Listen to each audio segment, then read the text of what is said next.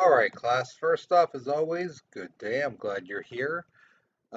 Today we are going to go over the Battle of Troy. We're going to talk about that. We're going to talk a little bit at the very end about the Spartans and the Athenians. We're talking about them a little bit. Okay, so let's go ahead. Make sure your name's on your worksheet. Let's go ahead and get started. So the objective today is analyze the history and term of Trojan horse. Now, if you are pretty inclined with computers, you might have heard the term Trojan horse. Some of you guys have learned this before in previous grades, and it stuck to you guys. So, which is good, which is awesome because you already have prior knowledge and you already more likely have an idea of what happens. The next one is compare and contrast the difference between the Spartans and the Athenians. Okay, let's go ahead and move on to the warm-up picture. So here is your warm-up picture. The first question asks you, um, what's going on here? Okay. I don't have the paper with me. I forgot what the second question is. I do apologize, but you should have the worksheet in front of you. So go ahead and answer that second question as well. Um, Pause the video because we're moving on in 3, 2, 1. All right. So the Mycenaean. The Mycenaean was considered the biggest center in the Greek civilization for like 500 years. This is a place where people would come to talk business, talk about religion, philosophy, whatever. It was located on top of a hill and was surrounded by these huge walls. Okay. Now, the thing is, um, most of the known military ventures that the Mycenaeans went on were recorded by the poet Homer. Okay. Now, he wrote two epic poems.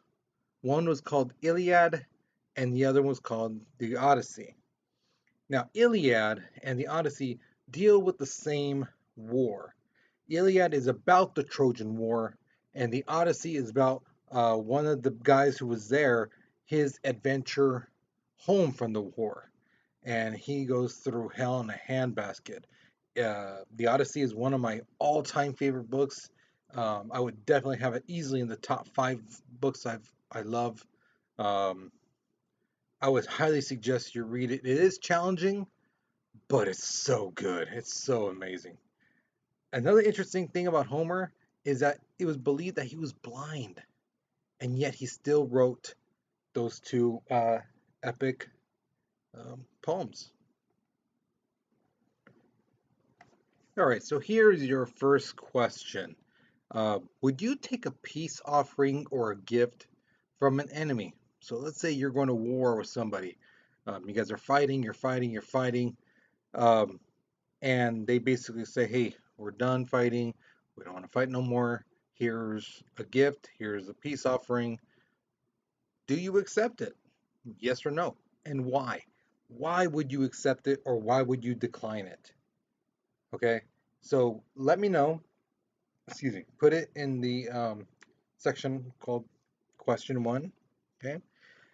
And be prepared to go to the next slide. Okay. So if you're still writing, pause the video, but we're moving on in 3, 2, 1. All right. So the next question tells you to put in your own words how the Trojan War started, and then the last part says the next question after that says, how did the Battle of Troy end? Both parts is supposed to be in your words. Okay, so I'm going to tell you the whole Battle of Troy. You again tell me how, in your words, how did it start, and then lastly at the end, how did it end? Okay. So in his books, Homer wrote about the war starting because Paris, who was the prince of Troy, he kidnapped Helen. She was the wife of the king of Spartan. She was supposed to be one of the most beautifulest women and things like that, right? So the king of Spartan uh, had a brother who was the king of Mycena. Now, they basically said, hey, dude, This guy Paris stole my wife. So the king of Mycena is like, hey, I got your back, brother. So they gathered this fleet of more than 1,000 ships, and they gathered some of the biggest Greek heroes there are. Achilles. Supposedly, Zeus grabbed him by the ankle and dipped him in this kind of cauldron of stuff, and he could not be stabbed, shot with arrow, pierced, or anything like that. Then Odysseus, who was one of the best fighters.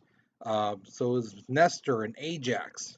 Okay, they fought for 10 years. Okay, the war was going on for 10 years, and then one morning, just boom, the Greeks are gone. All right, they retreated from attack. Okay, but the thing is, they left a big, giant wooden horse at the front gates. So the people of Troy brought it in, right? And they're celebrating, woo, 10 years of fighting and we won, woo, you know. So, as you can imagine, these people were eating, having drinks, enjoying life, celebrating, and they passed out, you know. It was at this time that a little compartment in the horse opened up, and that's where Spartan soldiers, Mycenaean soldiers came out. Some of them went to the gates to open the doors. Some of them were going through you know, going around town and killing the the soldiers of Troy, just straight killing them in their sleep. And finally, the people of Troy were waking up, and again, people have been drinking and eating, stuffing themselves. They're not going to be in prime fighting mode, and the people of Troy got destroyed. The whole city was basically destroyed. Um, Now, here's the thing: people thought for years that was just a story because they were like, "Where's the proof? Where is the proof that there was a city of Troy?" And I believe within the past 15 years or so, um, there was an archaeological discover of the walls, some of the walls from the city of Troy. So that goes to show maybe this really did happen. Um, Now, Homer wrote his books 400 years after everything happened. Okay. All right. So Polis, it's one of those city states that had a focal point in the Greek society. Okay. Polis was a highly fortified area. It took a lot for people to try to invade it and get inside. Um, they were a refuge for people who were, you know, their country was fighting. There's people, trying to leave, get away from the war, so they could find safety in Polis. Same thing with people who were looking for a religious adventure, you know, pay their respect to the gods. They could go there. There was temples there. If you look at the picture at the very, very top, that was a building that was dedicated to a god. So maybe Zeus, maybe Athena, who knows? Okay. Now, the thing is with Polis, they had three groups of people. Okay. People with political rights, which were adult males. Then there were people without political rights, which were mainly women and children. I hate to say it, ladies, but they did not take a page from Hammurabi's code. They basically decided women don't have any political rights. Yeah. And then there were the non-citizens. These were agricultural workers. These were slaves. These were people who, again, were escaping war from their country, trying to find a place to stay. Hey, you can stay here, but you have no political rights, even if you were an adult male. Okay. All right. So here is your next question. What would be an advantage to living on top of a mountain? All right. So again, if you notice, Mycene was on top of a mountain. Polis, if you look at that picture, again, they were on top of a mountain.